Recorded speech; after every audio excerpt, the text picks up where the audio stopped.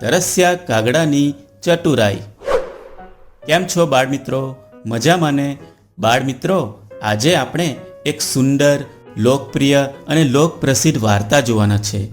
એ વાર્તાનું શીર્ષક છે તરસ્યા કાગડાની ચતુરાઈ. એ વાર્તા થકી આપણને શું શીખવા મળે છે એ આપણે વાર્તાના અંતમાં જોઈશું. તો ચાલો જોઈએ તરસ્યા કાગડાની ચતુરાઈ. એક સમયની આ વાત છે. એક કાગડો હતો.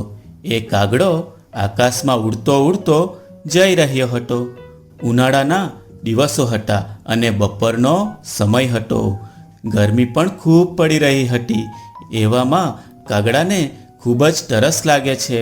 તેથી તે આકાશમાં ઉડતા ઉડતા પાણીની શોધમાં આમ તેમ જોવા લાગ્યો, પણ એને ક્યાંય પાણી દેખાતું ન હતું.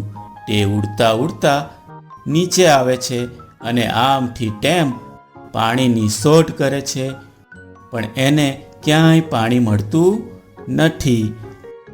તળાવો અને નદીઓ પણ સુકાઈ ગયા હતા.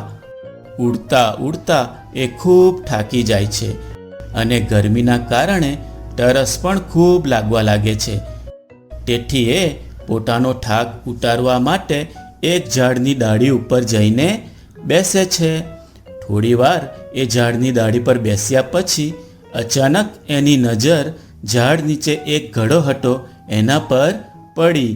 તેથી તેને વિચાર આવ્યો કે કદાચ આ ઘડામાં પાણી હશે.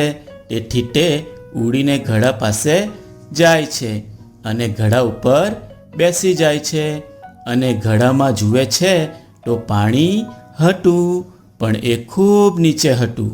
એ કાગડો એ પાણી પીવાનો પ્રયત્ન કરે છે, પણ કાગડાની ચાંચ એ પાણી સુધી પહોંચતી નથી.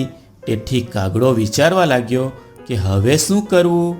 થોડીવાર વિચાર્યા પછી એની નજર ઘડાની આસપાસ પડેલા કાંકરા ઉપર પડી. તેથી કાગડાને એક યુક્તિ મળી ગઈ. ત્યાર પછી કાગડો એક એક કાંકરો ઉઠાવીને એ ઘડામાં નાખવા લાગ્યો. જેમ જેમ એ ઘડામાં કાંકરો નાખતો તેમ તેમ પાણી થોડું થોડું ઉપર આવતું હતું. આમ ઘણા કાંકરા નાખ્યા પછી કાગડાએ જોયું તો પાણી એની ચાંચ પહોંચે ત્યાં સુધી આવી ગયું હતું.